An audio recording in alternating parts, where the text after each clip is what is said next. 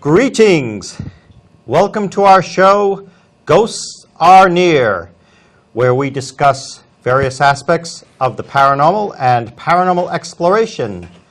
I am your host, Keith Johnson, the founder of N.E.A.R, New England Anomalies Research. With me is my co-host, Carl Johnson. Hello there. Senior member of N.E.A.R. Tonight, we have a very special treat for you. Our honored guest, Rory Raven, is a folklorist, storyteller, but most importantly, he is a professional mentalist. He will astound you. And so, without further ado, our very good friend, Mr. Rory Raven. Hello, Rory. Hello, Carl. Hello, Keith. So glad to have you with us. Glad to be here. Thanks for inviting me. Now, I suppose it's best to start out by asking you to define what exactly is a mentalist. Mentalist would be a theatrical performer who appears to do things that would be psychic.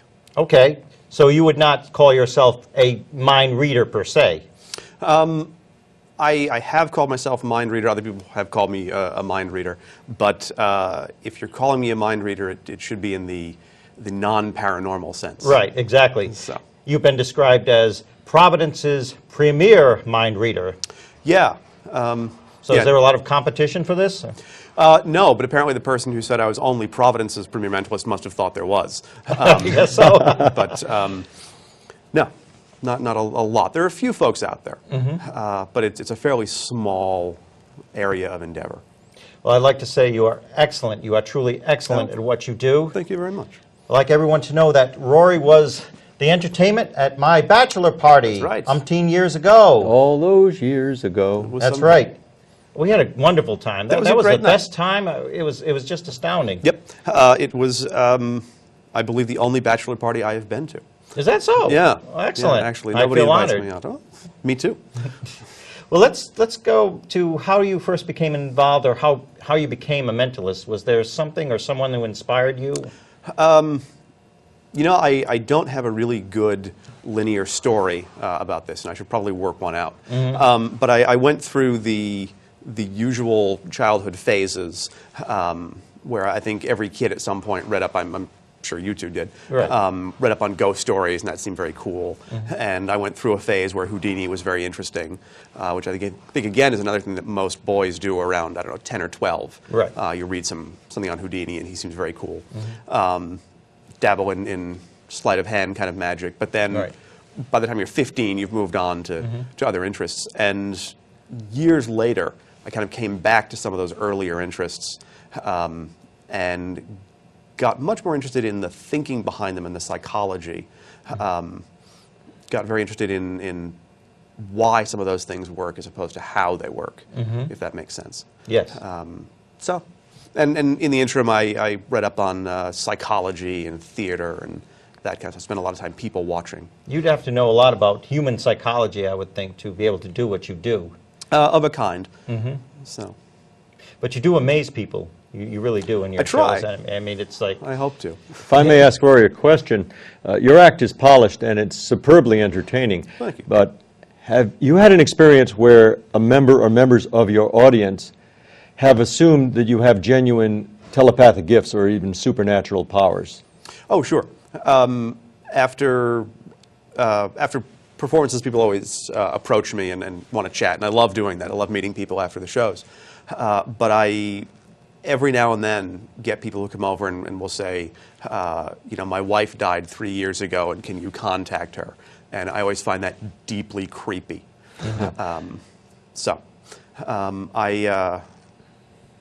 Yeah, I've had folks who came thinking that they were going to have their tarot cards read and ended up having a fairly different experience, because that's not really what I do. But you always bill yourself as an entertainer. Yes.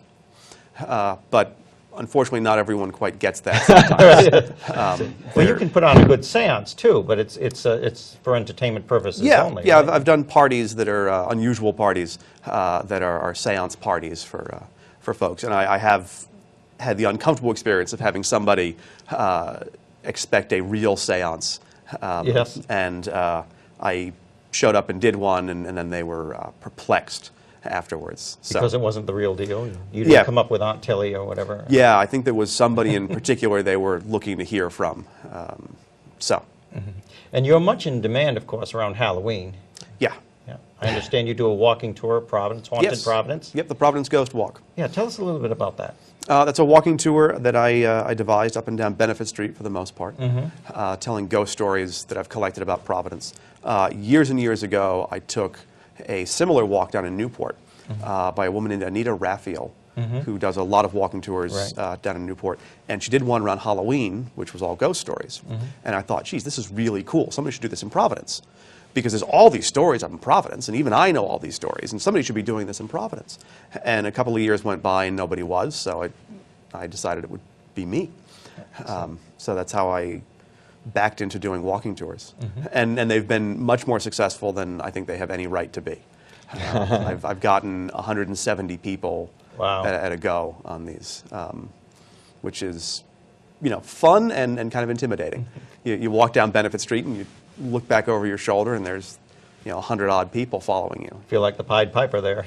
Yeah, I sometimes wonder how long can I keep walking without stopping and how long will they stay with me. Right. But I haven't put that to the test yet. Now, I believe in your program on the walking tours, you present ghostly tales, and you say some of them are at least reputedly factual, and some of them are contrived. Some are genuine, some are not. And it's up to the audience to determine or guess which is real and which isn't.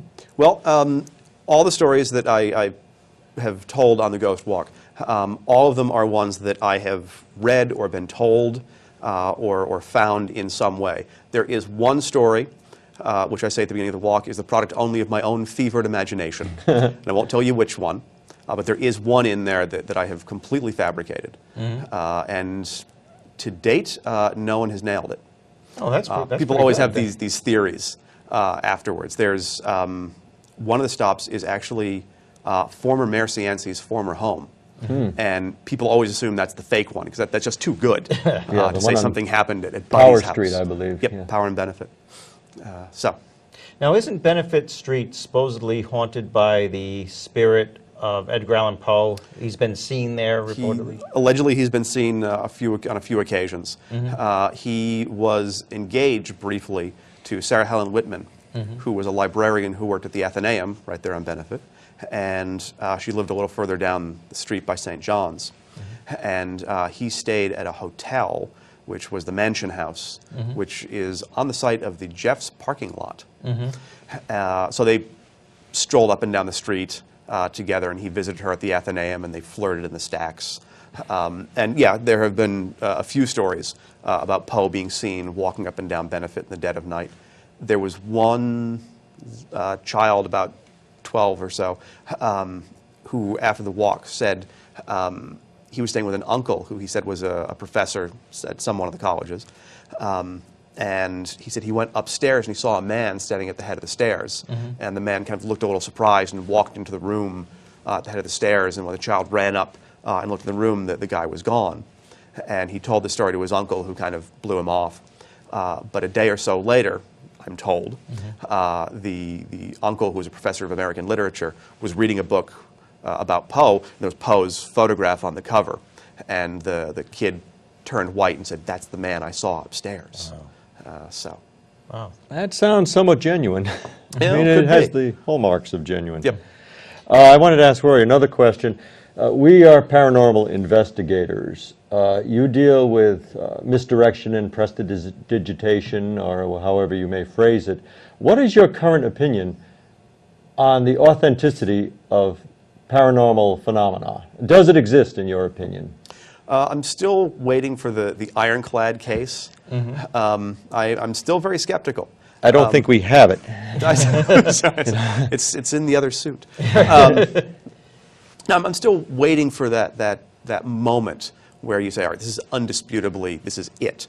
Dealing with the sort of stuff that I do, I'm skeptical, and I'm a little too aware of ways of getting around things. Right, exactly. But that's probably just my own mindset. Over the past few decades, I think people's perception in general has radically changed. And I remember a TV show when Carl and I were youngsters called Dark Shadows that everybody thought was the rave, and it Yes. was like truly terrifying. Yep. And you've seen some episodes of that? You know, I heard for The original years. 60s ones, yeah. I heard for years going about Dark Shadows. I used to run home from school to watch it. All these people who were slightly older than myself. And then there was one of the stations was repeating it. So I thought, oh, great, I finally get to see Dark Shadows that everybody was so terrified of. And this is only a few years ago that I finally saw a bunch of episodes. And it was awful. It was just terrible. It was the wobbly sets and people blowing their lines and, you know. Well, since it's been preserved on video, now we can watch all the gaffes and goofs. Yep. And of course, Yeah, it but I had an remember some people were ambiance. truly terrified of that back then. And that Yep. was the epitome of That was it, yeah. But that was, from what I understand, the first time that kind of material had really been presented, certainly on the daytime as a soap opera, before the Twilight Zone. Now, one thing that's truly astounding you hear about is bending forks or bending spoons. Yes. I know you're an expert at that. I don't know if I'm an expert, but I've bent some flatware in my day. Yeah. My son did recently when he was throwing a tantrum. He kind of bent a spoon, but it wasn't through the mind. So, Are you sure? well, I don't know. That's kind of scary because when he gets mad, you kind of watch out. Now, is Okay. that an effect you can produce in a restaurant, or does it have to be a specific environment, a prepared set? I avoid doing it in restaurants that I want to go back to. Yeah, right. But no, I can generally manage to bend stuff that's presented to me. Well, could you do so now? Would that be possible, Rory? Could we put you on the spot? Oh, don't impose on them. Well, if I brought some flatware with me, which coincidentally I have, Excellent. I suppose I could manage to produce something. Have a look. These are Tight shot on this? Yeah, these are real. They look Yeah. real. They feel real. these aren't. Yeah, this isn't Gorham, but these are good solid stainless Studio steel. audience, I want you to pay close attention to this. These are real spoons and forks.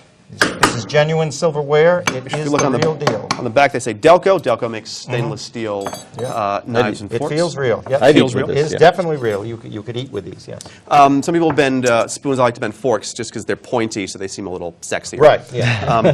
And the idea with this kind of thing is you need to think about it getting kind of soft, getting kind of malleable, getting kind of plastic, and think about that starting to bend and go like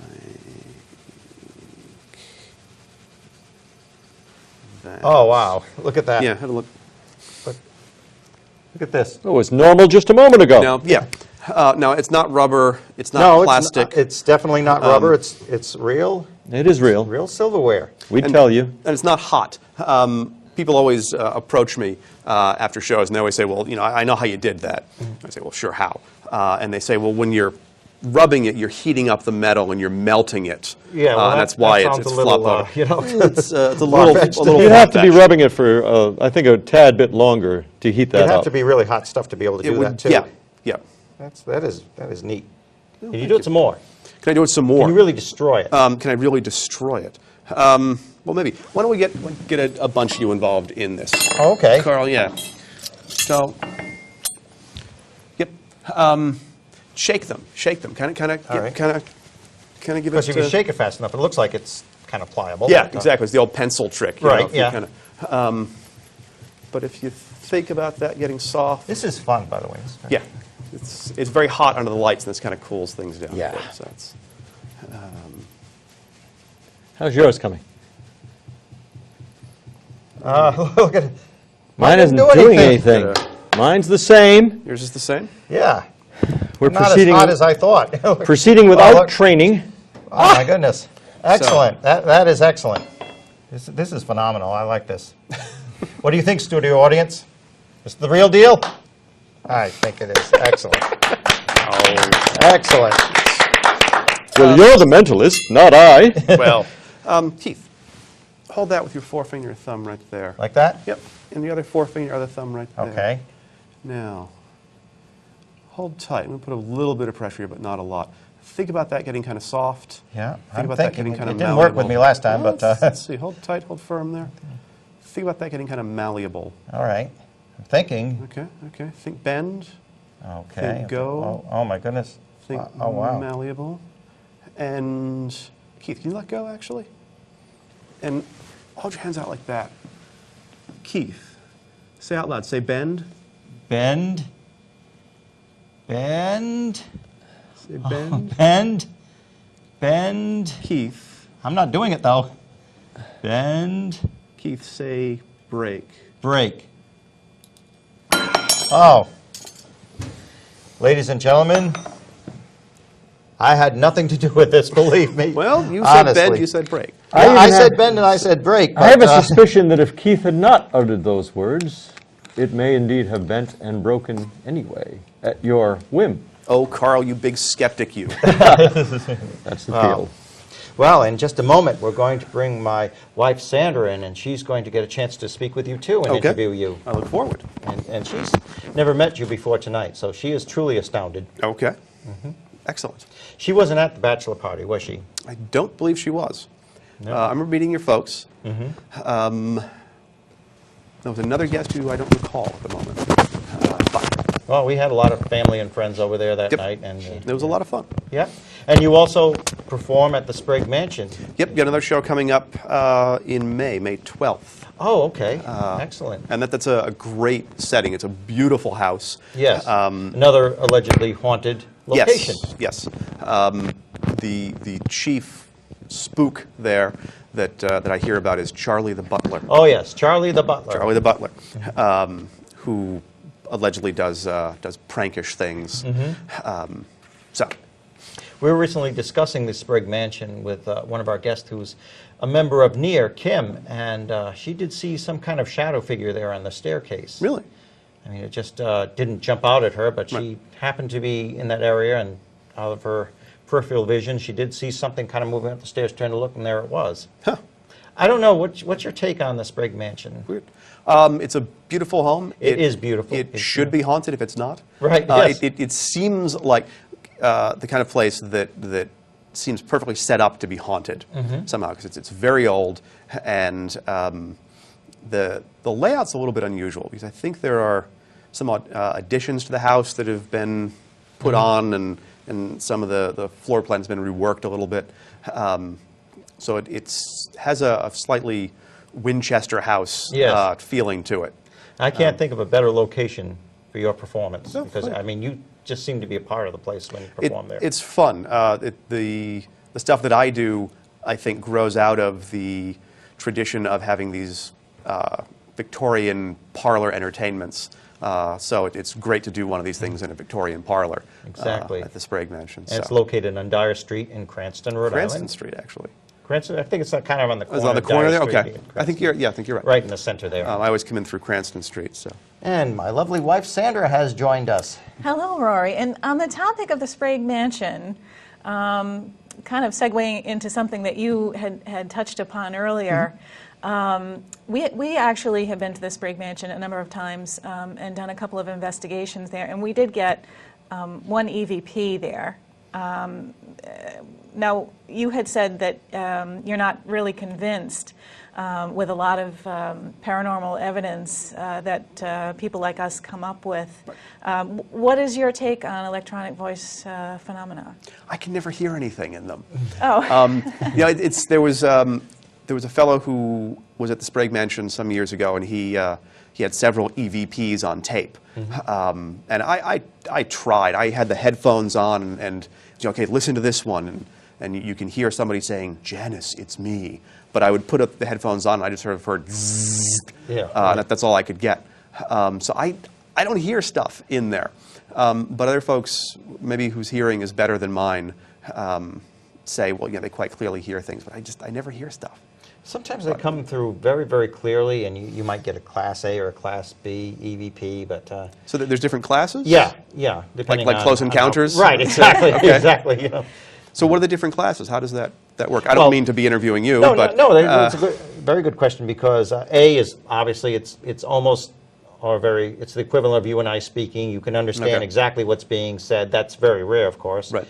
B is very, very clear. C, you go down the line, you know, and D, E, F, G, but Okay. it goes down for several, but Yeah. At the end, it's kind of like, was that, somebody say something? Okay. Or is that a fly? Or, you know, it gets very ambiguous as you go along. But some of them come out very clearly. Okay.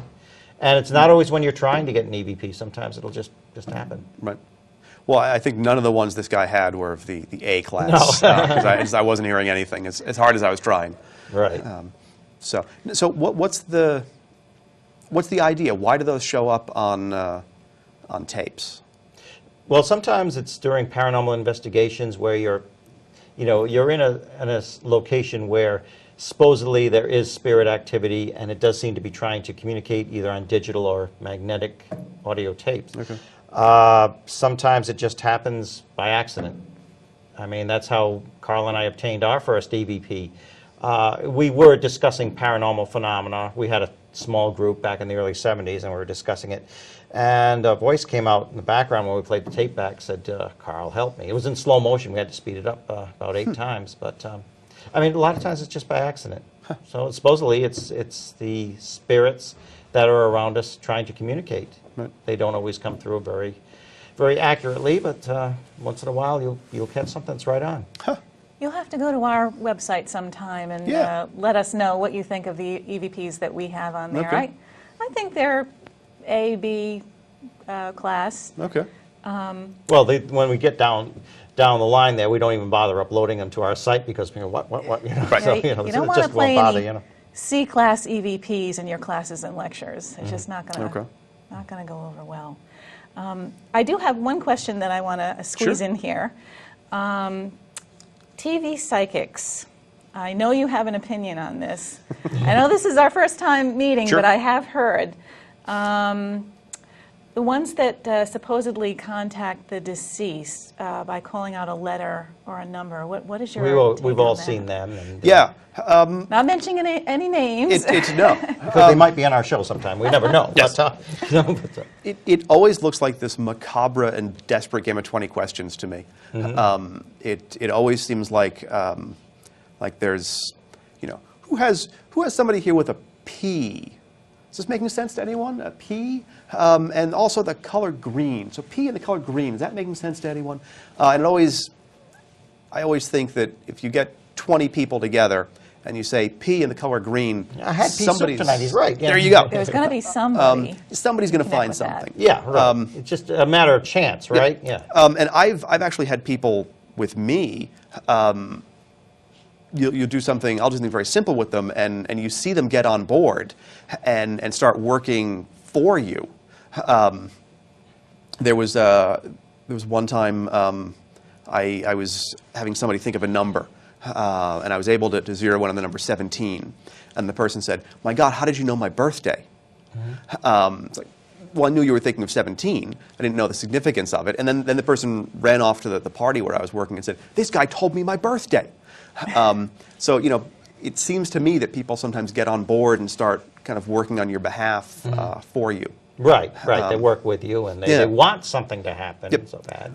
And with the TV psychics, I always wonder how much hits the cutting room floor and what happens in post-production. You're right.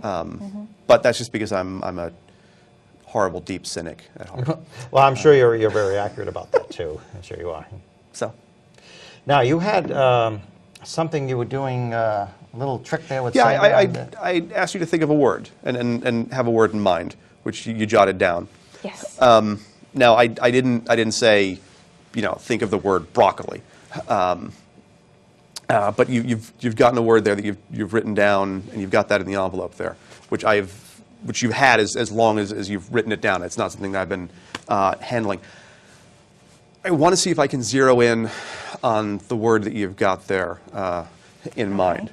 I'm ready to be astounded. I'm Okay. already astounded with the silverware. Well, Looks like we're maybe sitting down to dinner here. I didn't anyway. do it. Yeah, I'm not responsible for Keith going home tonight and ruining your going through the silverware. Break down your break. But so I want to try to do this letter by letter, Okay. and in order to do this, I need to get you to say the first letter in the word. But if you just say, the first letter is Z, it's too easy. Can you think of that first letter and recite the alphabet for me out loud, starting at A, going straight through to Z, while thinking of that first letter? At some point, you'll say that first letter. Don't go to that letter and stop. Try and fake me out. But A, straight through to Z, while thinking of the first letter. And this will be riveting television. Well, this is like walking and chewing gum. I don't know if I can do that, but I have I absolute will faith endeavor. in your ability. A, B, C, D, E, F, G, H, I, J, K, L, M, N, O, P, Q, R, S, T, U, V, W, X, Y, Z. Okay. Did I miss any? No, you did brilliantly. Thank you. I don't know if the camera could pick it up, but I was on the right angle and I was watching you. And you looked down the hallway while you were reciting along. And at one point, you said a letter and you glanced up at Keith. And it was the only time you looked up.